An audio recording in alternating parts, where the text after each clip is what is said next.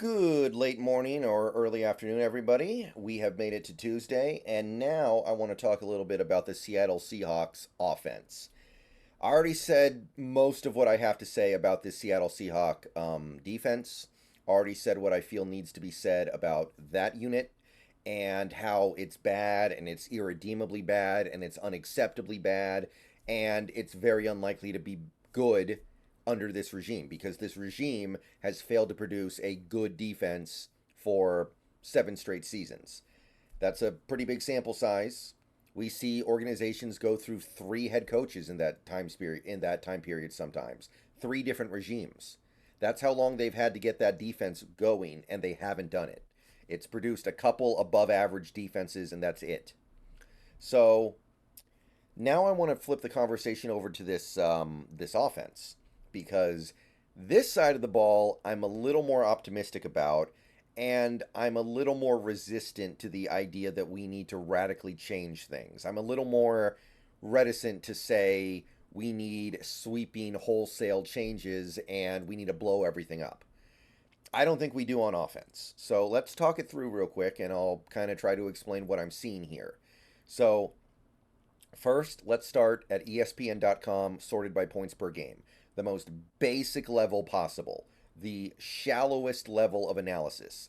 How did the Seahawks do in terms of scoring points? Well, you go through the list here and you will see they are 17th. They are 17th in scoring points, 21.4 points per game. That puts them just behind the Bengals and just ahead of the Bears. So approximately half the league is ahead of them and half the league is behind them. Bang on dead center. And a lot of you guys, before you clicked on this video, probably thought that number was a lot lower. You probably thought it was bottom 5, bottom 3, bottom 1, because I get a lot of comments from people who are under the impression the Seahawks have one of the worst offenses in the league. Bottom 5, bottom 3, bottom 1. I'm serious. I get those comments. And it's not true. It's not even close to being true. And a lot of people believe it. So that's just the starting point, okay? In terms of scoring points, they're average. Now, they did have a few defensive touchdowns this year, but other teams had those too. And I think that if you factored out all defensive and special team scores, you would probably end up with a ranking that is very similar to the one we have. Maybe the Seahawks would move down like 1 spot, but honestly, I don't even know if they would do that. They'd probably just sit at 17th. So that's where we're starting. In terms of just scoring points, the Seahawks offense is average. But what happens when we go a layer beyond and try to understand context and nuance? I got this tweet from a John P. Gilbert. This was just yesterday. He made a very compelling point here. The Seahawks actually finished 12th in points per drive. The problem is they didn't have enough drives. They finished 28th in number of drives. And that is all drives. That includes 3-and-outs. That includes one play turnover. That includes all drives. So, quite simply, the Seahawks had an above average offense in terms of producing points, and they didn't produce as many points as they should have because they didn't get the ball enough. Now, why didn't they get the ball enough? Because the defense is bad. So, you see what I'm saying here? The offense is probably a little bit better than even the points. It's not a good offense. I'm not going to say it's a good offense. I think you got to get in that top 10 to actually be considered good. But it would have been workable. It would have been above average. And straight up, this would probably be a playoff team if we had a defense that could actually get off the field. If we had a defense that could actually stop teams every now and then and get the ball back to the offense. We didn't. It's also things like this that make me blame the defense for most of the problems this year. People say, oh, well, the defense is bad because the offense always goes 3-and-out. That's not what we're seeing here. What we are seeing here is an offense that is pretty effective at getting things done when they have the ball. They just don't get the ball enough because of the defense. So, yeah, above average. And finally, there's another thing I want to look at. I want to jump over to Ben Baldwin's site. I have been disconnected from the server. Sorry, one second, everybody. It looks like I'm going to have to do this on the fly here. but I'm going to go ahead and spoil to you what this website told me a minute ago. Oh, here we go. It loaded quickly. All right. Hallelujah. Praise be to rbsdm.com. Thank you, Ben B. Baldwin. The Seahawks are 10th in EPA per play. 10th. So they're actually top 10 in that area. In terms of generating points per play, expected points, they're 10th. They're actually ahead of Kansas City. They're ahead of Tampa Bay. They're ahead of the Bengals. They're just a little bit behind teams like the Rams and Lions. They're not that far away.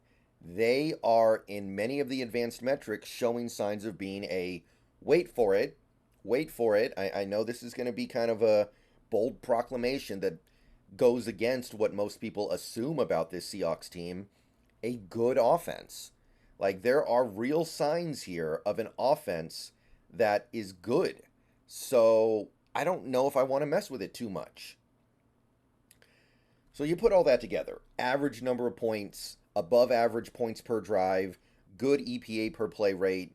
You have something. There's clearly something going on here. And it's not just the results, because the results are one thing, but it's also the process. There are things about the process on the offense that I don't like. There are play calls that I don't like. There are habits we have that I don't get. But let me give you one example of a process going right. Our screen game. This chart was posted by Mr. Menon on Twitter. It was before week 18, so it doesn't have all the data. But this chart right here, let's zoom in just a little bit, shows effectiveness and rate of using screen passes in the NFL. And the y-axis is success rate. So you will see there are 4 teams in the NFL that have a success rate above 50% on screens. 49ers, Chiefs, Bengals, Dolphins. The Seahawks are the highest team that doesn't break the 50% marker. So what we have here is a clear indication that after many, many years of fighting through the wilderness in the screen game, trying to get a good screen game going, this Seahawks screen game is actually really good now. And that's part of this offense, right? Having a good screen game. We run a lot of screens. We do bubble screens. We do running back screens. We do all these things. There are real indications here that this screen game, which is a part of the offense we're trying to build, has finally started to come together. It took a long time. It was very frustrating. It didn't happen at all last year, but it's starting to happen now. And that is a sign, that is an indication that the process that we were trying to implement when we brought in Shane Waldron a couple years ago is starting to work. So, all that being said, all those indicators to the Seahawks offense being at least on the right track, what went wrong to make us not as good as we could have been in 2023, and how do we get better in 2024? To me, it's very simple. The offensive line. I think our quarterback is good. I think our running backs are really good. I think our receiver core is one of the best in the league. We do need to fix the tight end room because we're going to lose a couple of guys there, maybe all 3 of them, but the tight end room was reasonably talented, at least in 2023. To me, the shortcomings of this offense and what kept them from being a good to great offense was quite simply the play of the offensive line.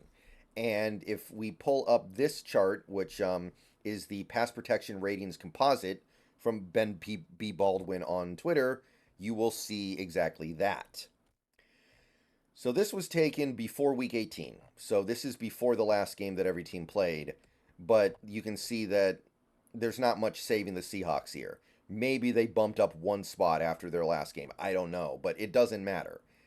The Seahawks, in the composite score for pass protection, are bottom 4. They are 29th in the entire NFL. And if you want to look at the composites, PFF. By PFF, they are 28. 28 out of a potential 100. How many teams are lower than 28? The Giants, the Jets, the Steelers. That's it. SIS scores out of 100, I believe, as well. Yes. 27. Who's lower than 27? Giants, Jets, Titans. That's it. The ESPN pass block win rate score. Scale of 1 to 100, Seahawks 30. Lower than that, Giants, Jets, Patriots, Saints, Bengals, Jaguars, Colts, and no, we have also the Dolphins as well. I think that is it, though. So a few more teams there, but in all three metrics, we're near the bottom of the league. In two of them, we're dragging our bellies across the bottom of the league. So this is a clear indication that the weaknesses of this offense, the shortcomings of this offense, stem from this offensive line. Bottom 4 in the pass blocking composite rate. They cannot pass protect. No ability to do it whatsoever. So this is what needs to be fixed. And this is something that can be fixed because, number one, the main problem with the offensive line for the Seattle Seahawks in 2023 was injuries. I haven't made a lot of injury excuses this year because I don't think they're valid for most parts of this team. But in this area, it is absolutely valid to say, hey, Charles Cross missed a month and then played with turf toe when he got back. Hey, Abe Lucas played like a grand total of 3 or 4 combined games. And when he did play, he wasn't even himself for about half of it. Hey, Damian Lewis was playing through stuff. Evan Brown was playing through stuff. Phil Haynes played like half the season and then tapped out. Anthony Bradford was playing through an injury the whole season. All these things conspired to take down this offensive line from a unit that probably would have been okay if they were allowed to build synergy. Because that's the most important thing on an offensive line. It's not just the raw talent of each player. It's also their ability to get comfortable with each other and trust that each guy is going to do the right thing from play to play because they've been working together as a unit for the entire season and they're comfortable with each other. We didn't have that. Now, that being said, we do probably need to upgrade at talent in a few places, and the Seahawks are well positioned to do that. Damian Lewis, Phil Haynes, Evan Brown are all free agents. They can go into next season. They could bring back 1 or 2 or 3 of those guys, but doesn't seem like they're that interested in doing so. None of those 3 guys played particularly well this year, it feels like, by the way, so I don't know why they would, but they can create some money to bring in free agents, or they can use their draft capital on picks on these positions. And when you take a look at what we got out of the players that we had, when you take a look at how Damian Lewis was a very lackluster player this year, Phil Haynes, Anthony Bradford, very forgettable. Nothing special from them at all, just guys. Evan Brown, Oluwatimi when he got to play, Jags. Evan Brown maybe a tiny bit better than Oluwatimi, but just a tiny bit. Like, none of those guys are hard to upgrade from. It should be trivial to upgrade from all of those guys that I just mentioned, especially with Damian Lewis regressing so hard. Last year, Damian Lewis, 2022 Damian Lewis, yeah, that'd be hard to replace.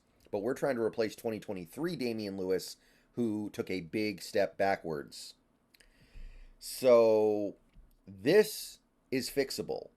This is a problem with the Seahawks that can be addressed. And we know what Geno Smith can do with a bad offensive line, because he proved it throughout the year. I'm going to probably make another video about this, but he had a below average sack rate despite getting pressured at a very high rate. This is the first time a Seahawks quarterback has been below average in sack rate since, I believe, 2007, by the way. Literally almost a lifetime, it feels like. Probably multiple football lifetimes.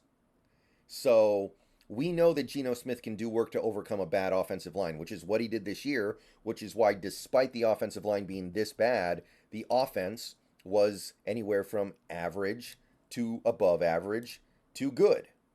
So you put all those things together, and you clearly have a situation where, wow, imagine if we could block. Imagine if we upgrade the offensive line to where it's average. Imagine if Cross and Lucas have healthy seasons or reasonably healthy seasons, and we add maybe Graham Barton or Cooper Bebe or Jackson Powers Johnson or this guy or that guy, or Anthony Bradford makes a leap up.